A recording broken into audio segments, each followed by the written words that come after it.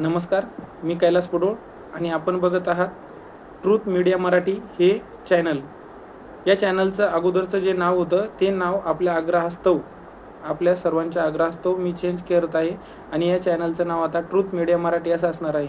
आतापर्यंत जे माझे 3 व्हिडिओ मी आतापर्यंत जे अपलोड केले किंवा पोस्ट केले त्यावरती आपल्या सर्वांचा जो प्रतिसाद मिळतो आहे त्यामुळे मी भारावून गेलेलो आहे आणि यानंतरचे जे व्हिडिओ असतील त्या व्हिडिओसाठी प्लीज लाईक्स, शेअर आणि सबस्क्राईब करा आणि कमेंट्स करा.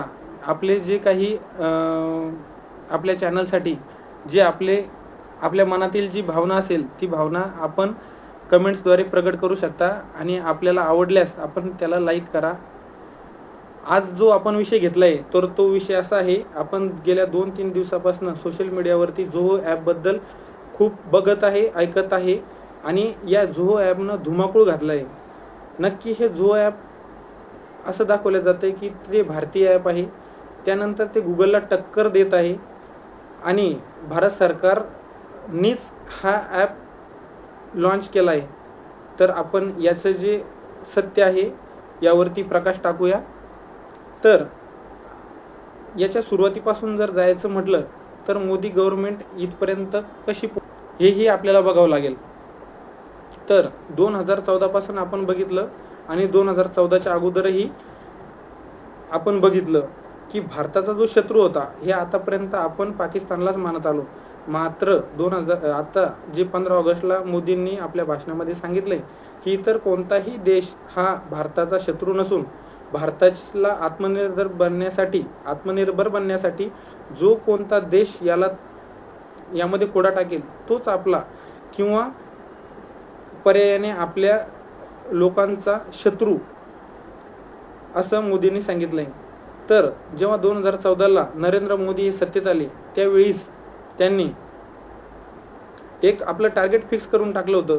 आपल्या टार्गेट हे पाकिस्तानवरती न ठेवता त्यांनी आपल्या टार्गेट हे चायनावरती शिफ्ट केलेलं होतं. तर चायनावरती का, तर आपला भारत हा सर्वात मोठी अर्थव्यवस्था ही भारतामध्ये होण्याची क्षमता आहे.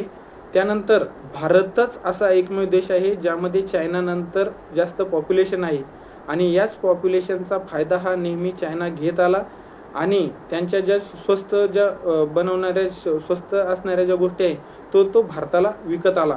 परंतु हाच जो यामधला जो दुवा आहे हा मोदींनी ओळखून काढला आणि ज्या बाजूमध्ये चायना हा स्ट्रॉंग आहे ज्यामुळेच तो आपल्यावरती दबाव टाकतो किंवा आपल्याला त्याच्या पुढे दबून राहावं लागते, म्हणूनच भारत हा चायनापुढे कमकुवत आहे. तर असे जे सेक्टर आहे ते सेक्टर मोदींनी ठरवून काढले, ज्यामध्ये EV sector, solar sector, mobile sector, telecommunication sector, infrastructure, defence आणि रेल्वे हे सर्व सेक्टरमध्ये चायनाला महारत हासिल होती. EV सेक्टरमध्ये जर बघितलं तर EV म्हणजेच इलेक्ट्रिक व्हेकल यामध्ये 2 व्हीलर, 3 व्हीलरपासून ते 4 व्हीलरपर्यंत सर्व गाड्या या चायना स्वतः बनवायचा. त्यानंतर जे युरोपीय कंट्री आहे या युरोपीय कंट्रीमध्ये ज्या इलेक्ट्रिक गाड्या बनवायच्या त्यासाठी लागणारे जे लिथियम आयन बॅटरी आहे तिथपासून ते खूप छोटे जे पार्ट्स होते यासाठी तिथल्या देशांना सुद्धा चायनावरती डिपेंड राहावं लागायचं.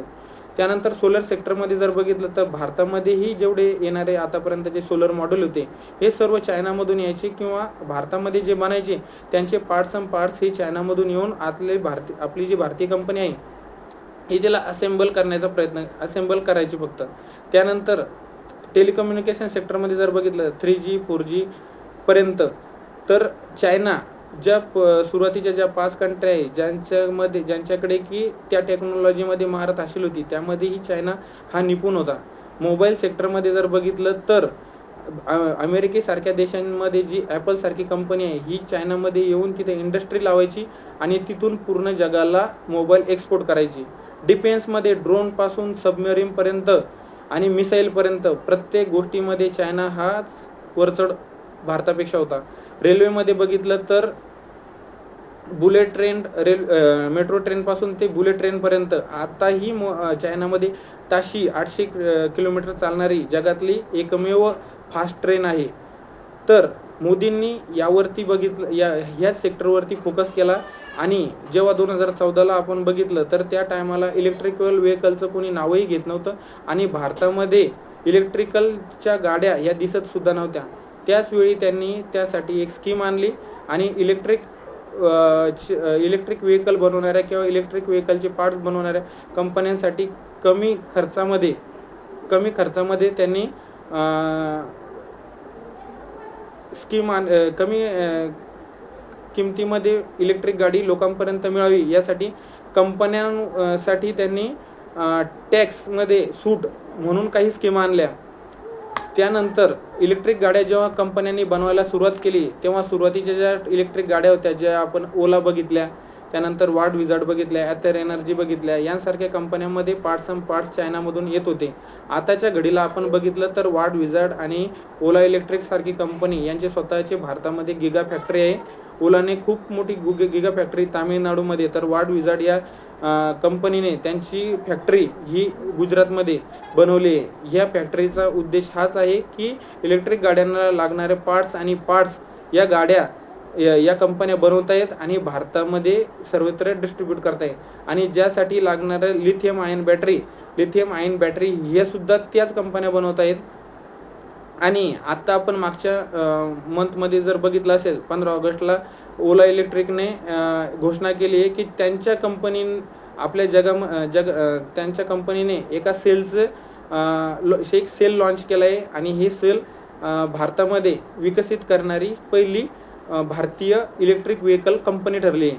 त्यानंतर सोलर सेक्टरमध्ये बघितलं तर सर्व पार्ट्स हे चायनावरून येत होते. आताच्या घडीला मोठमोठ्या अदानी पॉवर, त्यानंतर टाटा पॉवर सारख्या कंपन्या ज्या आहेत या दुसऱ्या देशांमध्ये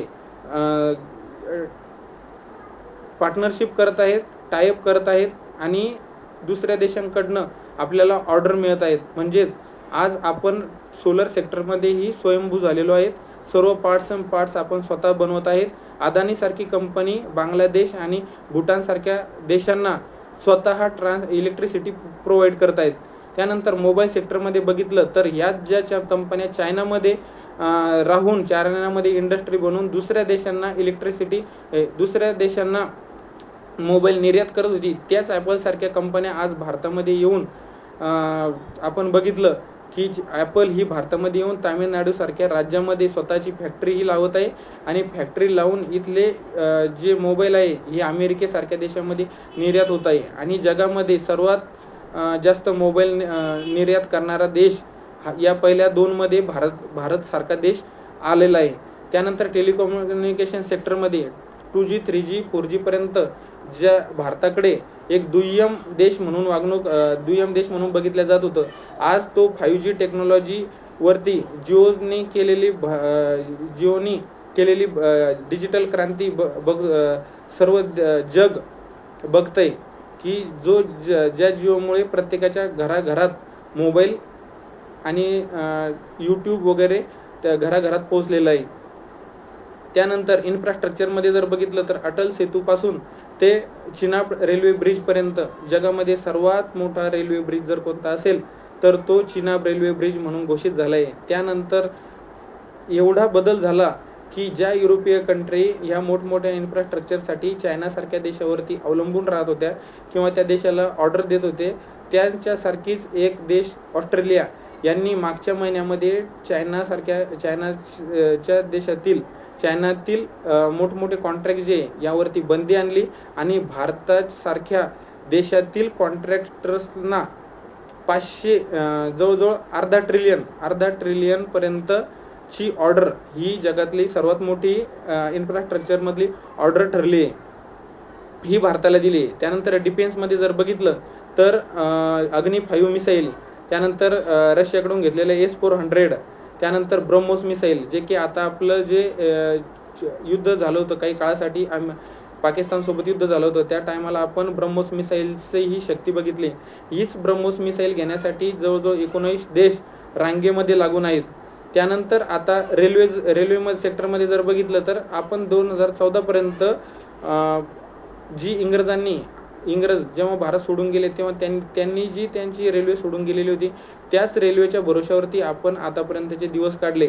मात्र 2014 पासून ते 2025 पर्यंत 11 वर्षांमध्ये असे काय झाले की ज्यामुळे वंदे भारत, अमृत भारत, त्यानंतर मेट्रो, बुलेट, आता पुढच्याच मार्च 2026 पर्यंत बुलेट धावणार याची ही वृत्त मागच्या हप्त्यामध्ये अश्विनी वैष्णव यांच्या सुमुखाद्वारे आपल्याला ऐकायला मिळाली. तर एवढी जी क्रांती आहे ही क्रांती फक्त चायनाकडे बघून किंवा चायनासारख्या देशासारख्या आपल्याला स्वयंभू होण्यासाठी मोदींनी केले. तर हेच टार्गेट आता मोदींचं चायनावरून अमेरिकेवरती शिफ्ट होताना दिसत आहे. तर नक्की चायना ज्या प्रकारे मी जे सांगितले त्या सेक्टरमध्ये महारत हासिल करून होता, त्याच प्रकारे जगातील एकमेव असा देश आहे जो अमेरिका आहे, जो डिजिटल सेक्टरमध्ये महारत हासिल करून आहे. ज्यामध्ये आपण गुगल, मायक्रोसॉफ्ट, व्हॉट्सॲप यासारख्या कंपन्या बघितल्या ज्यांची की एक हाती सत्ता पुऱ्या जगावरती आहे आणि त्यांच्याशिवाय इतर कोणत्याही प्रकारचे व्यवहार करणे अशक्य आहे असं आतापर्यंत वाटत आलेलं आहे. परंतु हे जे आपण 2 दिवसापासून जुहो ॲप बघत आहे आणि 15 ऑगस्टचं जर मोदींचं भाषण बघितलं तर मोदींनी सांगितलं आहे की प्रत्येक सेक्टरमध्ये किंवा प्रत्येक क्षेत्रामध्ये भारत हा अग्रेसर असायला पाहिजे आणि प्रत्येक याच्यामध्ये आपण आत्मनिर्भर असायला पाहिजे आणि येणारं युग हे डिजिटल युग आहे. त्यामुळे त्यांचा भर हा डिजिटल क्रांतीवरती होताना दिसला. म्हणजेच डिजिटलायझेशन जर भारतामध्ये व्हायचं असेल किंवा डिजिटल सेक्टरमध्ये आपल्याला महारत हासिल करायची असेल तर आपल्याला अमेरिका ज्या गोष्टीमध्ये समोर आहे किंवा ज्या गोष्टीमध्ये महारत हासिल आहे त्याचवरती आपल्याला फोकस करावं लागणार आहे. आणि यासाठीच आपण जर एक वीक अगोदर जाऊन बघितलं तर अश्विनी वैष्णव यांनी पत्रकार परिषद घेऊन त्या पत्रकार परिषदेमध्ये असं म्हटलं की मी स्वतः गुगल प्लॅटफॉर्मवरून शिफ्ट होऊन हे जोहो प्लॅटफॉर्मवरती काम करणार आहे. त्यांचं जे मंत्रालय हे जोहो या प्लॅटफॉर्मवरती काम करणार आहे आणि जोहो हा प्लॅटफॉर्म हा भारतीय प्लॅटफॉर्म आहे आणि ही जी कंपनी आहे ही भारतीय बिझनेसमॅनची आहे ज्यांचं नाव आहे श्रीधर वेंबू. हे तामिळनाडूचे राहणारे आहेत आणि त्यांचं शिक्षण हे मद्रास IIT मद्रासमध्ये झालेलं आहे. तर त्यानंतर आता 2 दिवस अगोदर आपण बघितलं असणार की भारताचे केंद्रीय मंत्री धर्मेंद्र प्रधान यांनीही एक भारतीय ॲप आराताताई ॲप म्हणून एक ॲप आहे त्या ॲपबद्दल माहिती दिली आहे.